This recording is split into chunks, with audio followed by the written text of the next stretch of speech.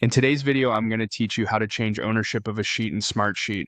Before we start, a quick note for context. Only the current sheet owner can transfer ownership, and the person you hand it to must be in your organization with the right permissions. There's only one owner per sheet, so we'll first make sure the new person has the level of access that allows the handoff. Begin by heading to Smartsheet's homepage. Sign in and land on your home screen so you can see your recent items and workspaces.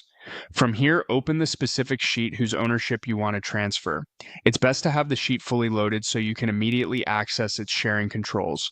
At the top right of the sheet, open the Share menu.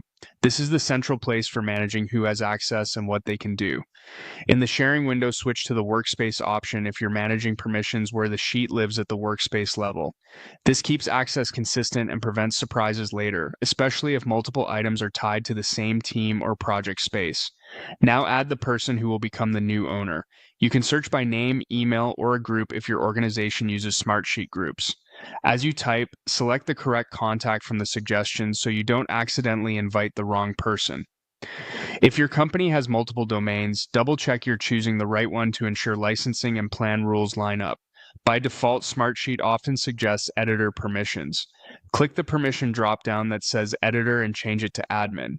This is key. The future owner needs admin access so they have full control over the sheet's settings, automations, and sharing.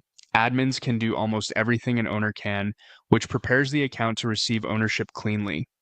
If you're unsure about roles, remember that viewer can only see, commenter can annotate, editor can make content changes, and admin can also manage structure and sharing.